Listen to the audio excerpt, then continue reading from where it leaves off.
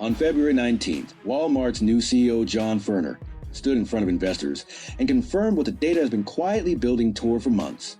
The majority of Walmart's recent growth is coming from households earning over $100,000 a year. Households earning under $50,000 are managing their spending paycheck to paycheck. That word, paycheck, matters more than it sounds. It's the same word Walmart CEO Lee Scott used in October 2008. 6 months before foreclosure wave peaked at 3.8 million completed foreclosures in 2010. 2 different decades, 2 different CEOs, the same store, the same warning. And right now, a single mortgage program is recording its highest delinquency rate since 2021, accounting for 55% of every seriously past due loan in America. If you own a home, or try to sell one, or are sitting on cash waiting to buy, what's unfolding between now and the end of 2026 will surprise most people, except those who've been watching the signals. Walmart isn't an isolated data point. For major executive teams confirmed the same picture within a 90-day window. Lowe's CEO Marvin Ellison told investors that first half 2026 growth will be driven by wrapping the tariff price increases we've been implementing, meaning higher prices are still being pushed through right now. Home Depot CFO Richard McPhail described the housing market in 2 words: frozen environment. Home Depot customer transactions fell 1.6% year-over-year in Q4, with McPhail specifically citing housing affordability and job losses as what his customers are talking about. Target reported a 4th straight quarter of declining traffic, and its CEO was forced out on February 1st. Pulte Group CEO Ryan Marshall, one of the largest home builders in America, said on April 23rd, economic reports talk to the K-shaped economy and how lower and middle-income families are struggling much more than those in upper incomes. He described his own first-time buyers as dealing with stretched affordability and fear of job loss. Walmart processes roughly 90 million weekly customer visits. When its CEO confirms the bottom half of that customer base is squeezed to paycheck spending, that's the largest consumer database on the planet flashing red. And the households being described are the exact same ones who took out a specific type of home loan in 2022, 2023, and 2024. That program is now breaking. The Federal Housing Administration loan, designed for first-time buyers with lower down payments and lower credit scores, is where the consumer stress is hitting the housing market directly.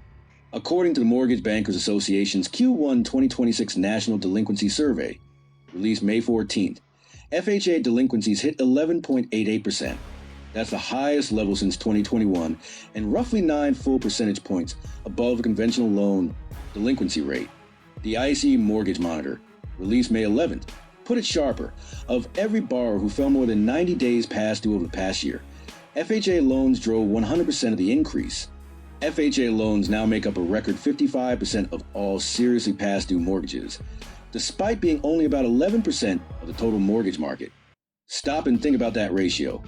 11% of the market is producing 55% of the deep delinquencies. The cure rate, the rate at which a borrower who falls behind catches back up, has collapsed roughly 70% among FHA borrowers. They're not recovering.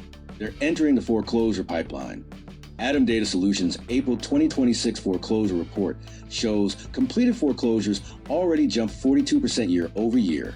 Active foreclosure inventory now sits at 273,000 loans, the highest level since February 2020. The math on a typical FHA borrower explains why. A buyer who put 3.5% down on a $400,000 home in 2023 at 6.3% interest pays roughly $2,500 in principal and interest.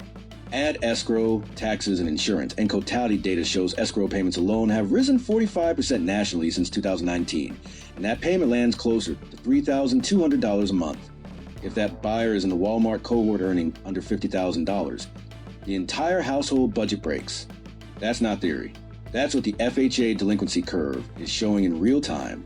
The FHA delinquency spike is not evenly distributed. The MBA data shows the largest year-over-year delinquency increases concentrated in Mississippi, Louisiana, Maryland, Georgia, and Alabama. Cotality's March 2026 Home Price Index confirms the overlap.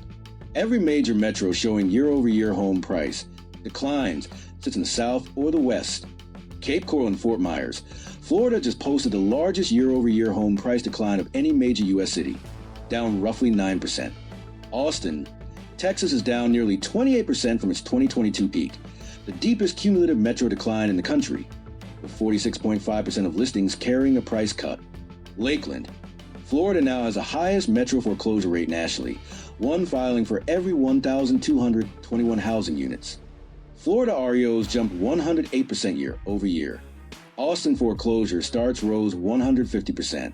The mainstream housing media is calling this a regional correction, a Sunbelt story. That framing is wrong.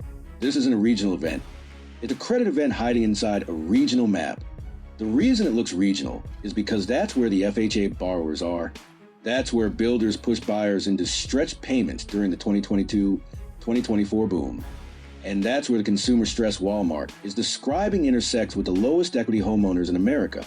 When you overlay the FHA stress map on the Walmart income cohort map on the foreclosure map, they're the same map. On May 13th, Bloomberg published a report that should have been a five-alarm story and instead got buried under tariff headlines. Chinese suppliers to Walmart, Costco, and other major U.S. retailers are raising wholesale prices for the first time in years, increases running from 5% for big box chains up to 15% for smaller retailers. Home furnishings and seasonal goods are taking the worst hit. The National Retail Federation's Global Port Tracker, released May 8th, projects U.S. import cargo volumes will collapse in the back half of 2026, down 7.8% in July, down 5.5% in August. That's the classic front-loading then collapse pattern that precedes a thin Christmas selling season. Those price increases are already booked on orders placed since April. They hit shelves between August and Black Friday. Bloomberg estimates roughly 87% of U.S. Christmas Day core comes from China. Stacked tariff pass-through, essentials inflation running at 4.7% in April CPI print, and a Christmas price shock, all landing on a household already living paycheck to paycheck. The next thing that breaks is the mortgage. That is the transmission mechanism.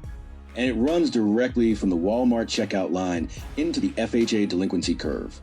The picture changes depending on where you sit. If you own outright or bought before 2021 with a low fixed rate, you're largely insulated.